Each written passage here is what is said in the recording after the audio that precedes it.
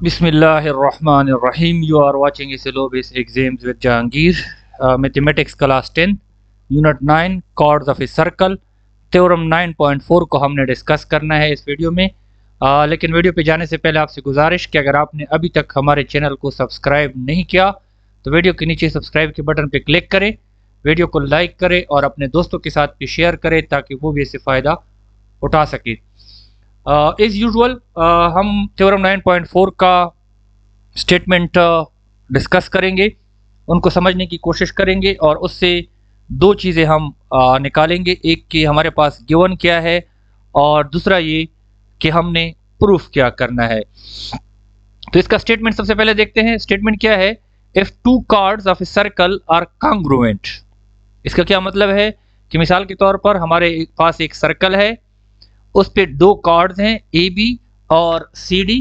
Cards की definition क्या है कि कार्ड्स हम कहते हैं कि वो लाइन सेगमेंट जो कि किसी सर्कल के दो पॉइंट्स को जो उसके सरकमफेरेंस पे होता है आपस में मिलाते हैं तो उसको हम कार्ड्स कहते हैं।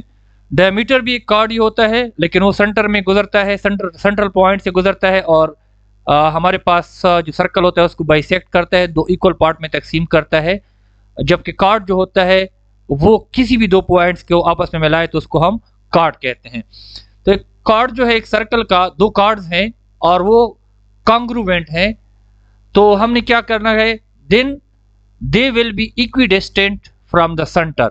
फिर वो सेंटर से बराबर फासले पे होंगे।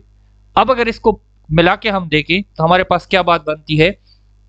कुल मिला के हमारे पास बात ये बनती है कि हमारे पास एक सर्कल है जिसका सेंटर ओ है और उसमें हमारे पास दो कार्ड्स हैं, एक ए बी और एक सी डी। और हमने क्या किया है? Centre of circle point O से परपेंडिकुलर ड्रा किया है ए बी पे और एक परपेंडिकुलर ड्रा किया है सी डी पे। और हमने प्रूफ क्या करना है कि ओ से जो फासला है सी डी तक और ए बी तक ये आपस में इक्वल है, ये हमने प्रूफ करना है।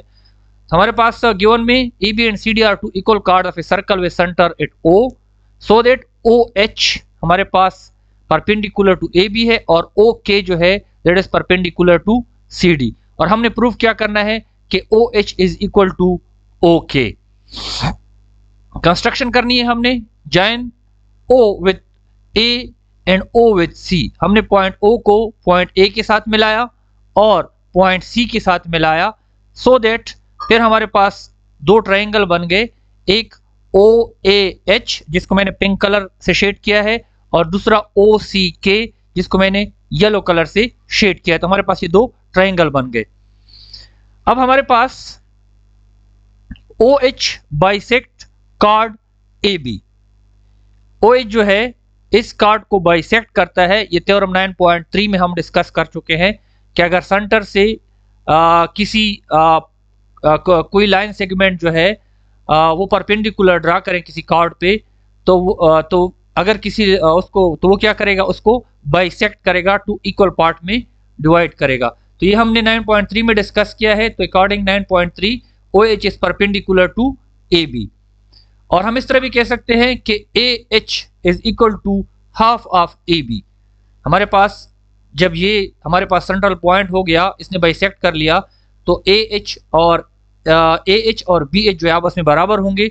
तो हम ये भी कह सकते हैं कि A H is equal to half of A B, मतलब ए बी को हाफ करो तो वो हमारे पास ए एच के बराबर होगा। और ये हमारा बन गया इक्वेशन 1। सिमिलरली बिल्कुल इसी तरह ओ के जो है बाइसेक्ट कार्ड सी डी, ये भी हमने थ्योरम 3 में पढ़ा है कि ये चूंकि परपेंडिकुलर है तो इसका मतलब है कि ये बाइसेक्ट कर रहा है। 9.3 में हम डिस्कस कर चुके हैं, वो वीडियो अपलोड हो चुकी है। अगर आपने अभी तक नहीं देखी तो वो भी देख सकते हैं। तो ये बाइसेक्ट कर रहा है तो इसका मतलब ये है कि सी के जो है वो डी के बराबर है। तो हम इस तरह भी कह सकते हैं कि C K is equal to half of C D, मतलब सी डी के हाफ के बराबर है। ये हमारे पास क्या हो गया? इक्वेशन 2 हो गया। फिर हमारे पास A B is equal to C D, ये हमारे पास इक्वेशन 3 है। ये हमें गिवन था कि दोनों कार्ड आपस में कॉन्ग्रुएंट हैं, तो ये हमारा हो गया इक्वेशन 3। और फिर हमने इक्वेशन 1, 2 और 3 को 1 to 3 को इधर मैंने सिर्फ समझाने के लिए लिखा है कि 1 में हमारे पास क्या था कि A H is equal to half of A B, C K is equal to half of C D and A B is equal to C D. तो इन तीनों को मिलाने से हमने क्या निकाला है कि A H is equal to C K. क्यों? क्योंकि ए बी CD के बराबर है और दोनों जो है उसके हाफ हाफ के बराबर हैं, तो ये दोनों आपस में क्या होंगे, AH और C के आपस में बराबर होंगे। अब हम आते हैं, हमारे पास जो दो ट्रायंगल बने थे, इनमें हमारे पास OA is equal to OC, OA is equal to OC, दोनों हाइपोटेन्यूज है इस ट्रायंगल के। दोनों जो है क्या है, रेडियस ऑफ द सर्कल है, और रेडियस ऑफ द सर्कल हमेशा बराबर ही होते हैं। तो हमारे पास OA और OC क्या हो गए, आपस में बराबर हो गए। AH is equal to CK, ये अभी हमने प्रूफ किया इक्वेशन 4 में। तो हमारे पास क्या हो गया, ट्रायंगल OAH और ट्रायंगल OCK जो है ये कांग्रुएंट हो गए। ये एचएस पोस्टुलेट के मुताबिक अगर हमारे पास